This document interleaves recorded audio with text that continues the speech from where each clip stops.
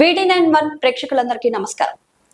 15 ఏళ్ల సుదీర్ఘ పోరాటం, న్యాయ పోరాటం తర్వాత హత్యాయత్నం కేసులో తుది తీర్పు మల్కాజ్గిరి కోర్టు ఇచ్చింది. ఆ న్యాయవాది గారు అమరేందర్ రెడ్డి గారు మనతోనే ఉన్నారు. వారి మాటల్లోని హత్యాయత్నానికి గల కారణాలు, ఇన్ని సంవత్సరాలు జరిగిన పెండింగ్ కి కారణాలు తెలుసుకుందాం. నమస్తే సార్. సార్, మరి మీ మీద హత్యాయత్నం జరగడానికి కారణం ఏంటి? మన చౌదరిగూడెం గ్రామ పంచాయతీలో నా నివాసం. అంటే నేను హెల్స్పాం చౌదరిగూడ, నా ఇంటి అక్కడే. నేను కాంగ్రెస్ పార్టీలో ఉన్నాను. నా ప్రత్యర్థులు ఎవరైతే ఉన్నారో వాళ్ళు తెలుగుదేశంలో ఉన్నారు. వాళ్ళు సర్పంచ్గా వివిధ హోదాల్లో పోటీ చేసినప్పుడు వాళ్ళు ఈ పబ్లిక్ ప్లేస్లు ఏవైతున్నాయో, రోడ్లు కానీ, పార్కులు కానీ, ప్రైవేట్ ప్రాపర్టీల వాళ్ళ మీద కానీ ఇవన్నీ కబ్జాలు చేసే ప్రయత్నంలో ఆ కబ్జాలను నేను వెలికి తీసి కలెక్టర్ దృష్టికి తీసుకుపోయి ఇవన్నీ డెమాలిష్ చేసి వాళ్ళ అక్రమాలన్నీ బయటికి తీసినందుకు కోటి వాళ్ళు బాధితులకు ఎంతలో దాడి చేస్తే వాళ్ళ తరఫున నేను పోరాడినందుకు నా మీద గ్రడ్జ్ మెచ్చుకొని ఇక్కడ బైరు రాములు, బైరు లక్ష్మణులు, వాళ్ళ బంధువులు, వాళ్ళ డ్రైవర్లతోటి నా మీద హత్యా ప్రయత్నం చేసే ప్రయత్నం చేశారు. ఆ ప్రయత్నంలో వాళ్ళు సఫలీకృతం కాలేకపోయారు. సార్, మరి ఈ రోజుల్లో మీ మీద దాడి జరిగింది. మరి ఈ రోజుల్లో కూడా న్యాయవాదుల మీద చూసుకున్నట్లయితే చాలా దాడులు జరుగుతున్నాయి. దానికి కారణం ఏంటంటారు? మాకు న్యాయవాది ప్రాక్టీస్ చేస్తున్నప్పుడు బాధితులు ఎవరైతే ఉన్నారో బాధితుల తరఫున న్యాయవాది పోరాడతాడు. ఎవరైతే కేసు తీసుకున్నప్పుడే ఆ కేసు నాదే అనే ఉద్దేశంతో జనరల్గా కోర్టులో మేము అపీర్ అవుతాం. వాళ్ళ తరఫున మేము పోరాడతాం.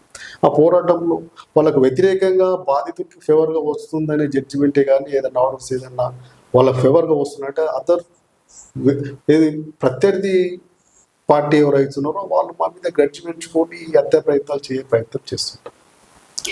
సార్, మరి ఈ కేసులో ఈ 15 సంవత్సరాలు డిలే కావడానికి రాజకీయంగా ఇప్పుడు జడ్జి గారు ఇచ్చిన జడ్జిమెంట్ మీద కానీ, లేదంటే న్యాయవాదుల మీద కానీ, మీ మీద కానీ పరోక్షంగా ప్రత్యర్థుల తరపున ఏమైనా మీకు ప్రెషర్ ఉందా?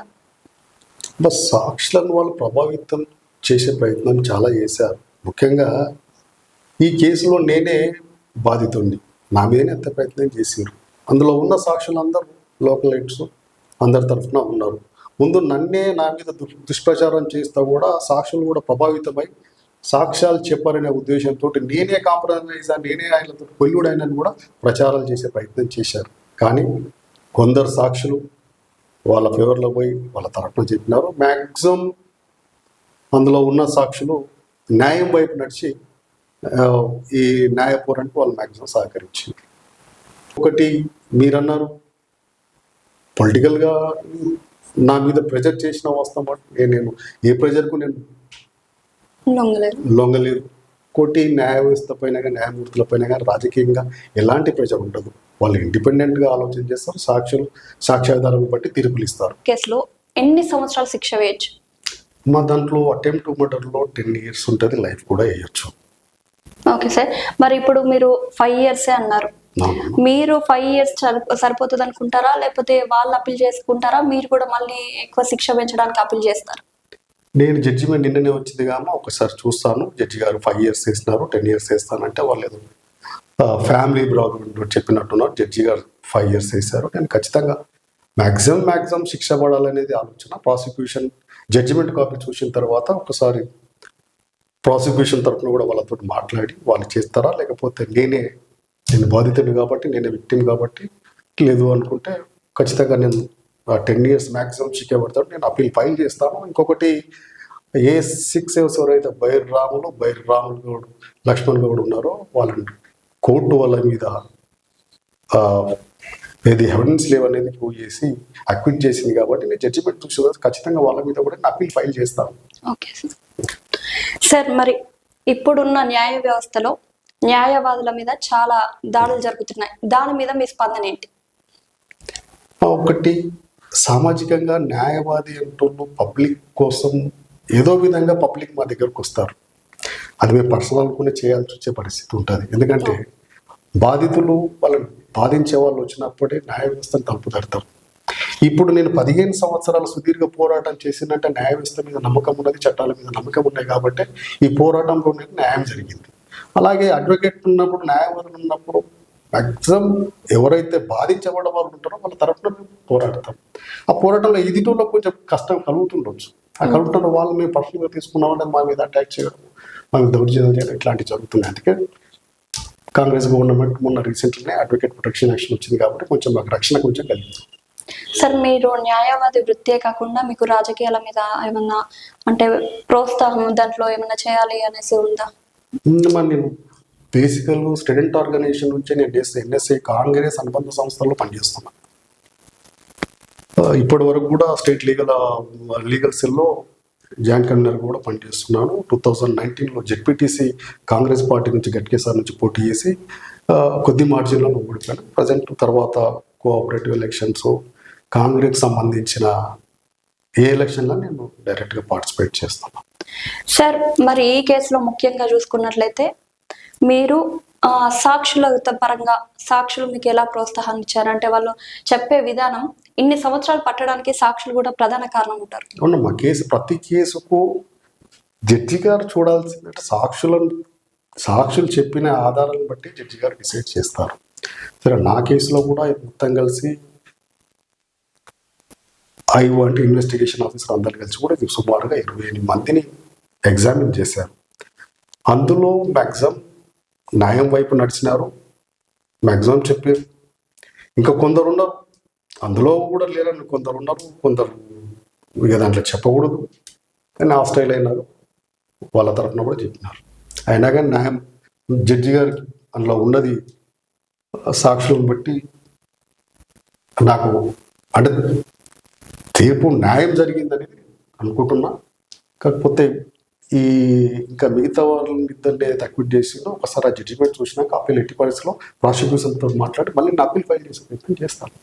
సార్, మీకు అప్పుడే కక్షపూరితంగా మీ మీద హత్యాయత్నం చేశారు. ఇప్పుడు వాళ్ళు మళ్ళీ బెయిల్ మీద రిలీజ్ అయ్యి హత్యాయత్నం చేసే ప్రయత్నం చేయొచ్చు అంటారా? చెప్పలేమమ్మా, ప్రయత్నం చేస్తే నేను నా ప్రికాషన్ నేను చూసుకుంటా. దాని కమిషనర్ గారితో వాళ్ళతో కూడా ఎట్లా రేపు జడ్జిమెంట్ వచ్చినాక కూడా ఒక రిక్వెషన్ పెడతా, సీఎం గారు కూడా పెడతాను, ఒక రిక్వెషన్ పెడతాను.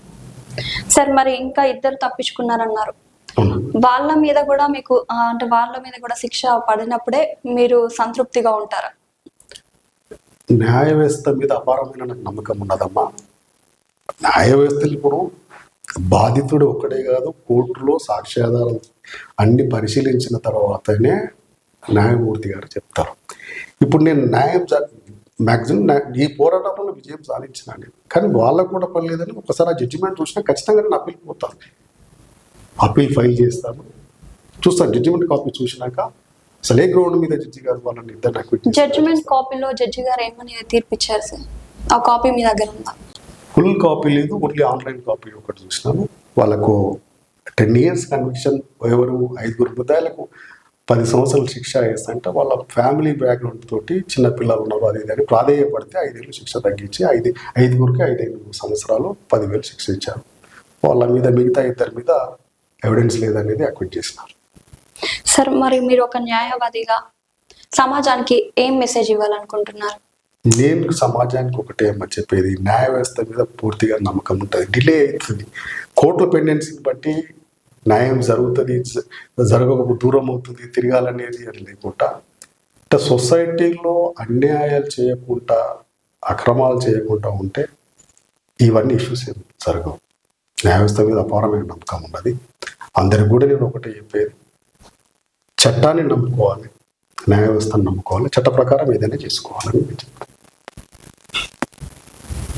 సార్, మరి ఇన్ని సంవత్సరాల డిలే కావడానికి రాజకీయంగా మీ మీద ప్రెషర్ వచ్చిందా? అలాగే కోర్టులో ఉన్న న్యాయమూర్తుల తరఫున కూడా మీ మీద ప్రెషర్ ఏమన్నా వచ్చిందా? ఈ డిలే కావడానికి ఇంతకు ముందే నేను చెప్పాను. ఒకటి, ఈ అర్బనైజ్డ్ సిటీ హైదరాబాద్లో బాగా పెండెన్సీ ఉన్నాయి. పెండెన్సీ వల్ల చాలా కేసులు ఉంటాయి కాబట్టి అవి లిస్టెడ్ అయ్యి ఐడెంటిఫైడ్ అయ్యే వరకు కొంచెం టైం పడుతుంది. తక్కువ కేసులు ఉంటే ఇమీడియట్లీ 1 year 2 yearsలో డిస్పోజల్ అవుతాయి. ఇది బాగా పెండెన్సీ ఉన్నది కాబట్టి, వేల కేసులు పెండెన్సీ ఉన్నాయి కాబట్టి ఒకటి డిలే అయింది. మీరు అన్నట్టు న్యాయమూర్తులను నా మీద ప్రెజర్ అట్లాంటిది నన్ను ప్రెజర్ చేసినా నేను ప్రెజర్కి లొంగిపోయే వ్యక్తిని కాదు. ఇంకొకటి న్యాయ వ్యవస్థ మీద ఏ పొలిటీషియన్స్ కానీ ఎవరు కానీ ఏ పార్టీ కానీ అది ఇండిపెండెంట్ వ్యవస్థ. అది వాళ్ళు ప్రెజర్ చేస్తే కూడా ఏ న్యాయమూర్తి కూడా ప్రెజర్ అయ్యే పరిస్థితులు ఉండవు. ఇందులో సాక్ష్యాధారాలను బట్టి కేసును బట్టి తీర్పులు ఇస్తారు. వాళ్ళ మీద ప్రెజర్ అనేది ఉండదు. నా మీద ప్రెజర్ ఉండగా నేను ప్రెజర్ మీద తట్టుకుని అన్నింటికి ప్రిపేర్ అయ్యాయి ఈ కేసులు అనిపించాను. సో చూసారు కదా అండి, అమరేందర్ రెడ్డి గారు న్యాయవాది గారు చాలా విషయాలు అయితే మనతో చెప్పడం జరిగింది. కేసు గురించి సంబంధించిన విషయాలు 15 సంవత్సరాల సుదీర్ఘ పోరాటం తర్వాత నిన్ననే ఈ కేసు మీద తుది తీర్పు అయితే జడ్జి గారు ఇవ్వడం జరిగింది. ఆ జడ్జి విషయంలో కూడా అంటే ఇచ్చిన తీర్పులో కూడా సార్ ఇంకా ముందుకు వెళ్తా అంటున్నారు. ఎందుకంటే ఇంకిద్దరు దోషులు తప్పించుకున్నారు. నాకు న్యాయం జరిగింది, ఇంకా కూడా జరగాలి, దాని మీద అప్పీల్కి వెళ్తా అంటున్నారు.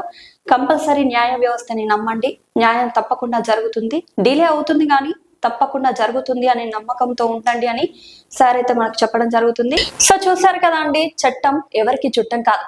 క్షణికావేశంలో చేసే తప్పుల వల్ల ఒక వ్యక్తికే కాదు ఆ కుటుంబం మొత్తానికి తీరని క్షోభ. ఎవరైనా సరే తప్పు చేసే ముందు ఒక్క క్షణం ఆలోచించండి. మీ ఒక్కరితోనే అది ఆగిపోదు, మీ కుటుంబంతో పాటు అందరూ రోడ్డు మీద పడే పరిస్థితి వస్తుంది. క్షణికావేశంలో చేసే ఆవేశాలు ఘోరాల వల్ల మీ కుటుంబం రోడ్డున పడకుండా చూసుకోండి. చట్టం ఎవరికి చుట్టం కాదు. ఇప్పుడు కాకపోయినా 10 ఏళ్లకో 20 ఏళ్లకో అయినా శిక్ష తప్పకుండా పడుతుంది. ఎందుకంటే చట్టం ముందు అందరూ సమానమే. మార్కెట్లో పెరిగిన ధరల వల్ల ల్యాప్టాప్ కొనలేక ఇబ్బంది పడుతున్నారా? ఇక మీ చింతలన్నీ పక్కన పెట్టేయండి. గత 30 సంవత్సరాల నమ్మకం దిల్సుఖ్ నగర్ కీర్తి కంప్యూటర్స్. ఎంఎన్సి కంపెనీలు కేవలం 3 ఏళ్లు వాడిన బ్రాండెడ్ రీఫర్బిష్డ్ ల్యాప్టాప్స్ మరియు డెస్క్ టాప్స్ ఇప్పుడు మీ బడ్జెట్ ధరలోనే. మార్కెట్లో 80,000 రూపాయల విలువ చేసే ల్యాప్టాప్స్ ఇక్కడ కేవలం 15,000 రూపాయల నుంచి 20,000 రూపాయల వరకే లభిస్తాయి. కొత్త ల్యాప్టాప్తో పోలిస్తే మీకు 40,000 నుండి 50,000 రూపాయల వరకు ఆదా. చూడడానికి సరికొత్తగా ఉండే ఈ ల్యాప్టాప్స్ పై పూర్తి గ్యారంటీ, వారంటీ మరియు బెస్ట్ సర్వీస్ సపోర్ట్ లభిస్తోంది. నిరభ్యంతరంగా కొనుగోలు చేయండి. స్టూడెంట్స్, కోడర్స్, డిజైనర్స్ మరియు స్టాక్ మార్కెట్ ట్రేడర్స్. మరెందుకు ఆలస్యం? ఈరోజే సంప్రదించండి. Phone number 9849009566. మా చిరునామా కీర్తి కంప్యూటర్స్, దిల్సుఖ్ నగర్, హైదరాబాద్.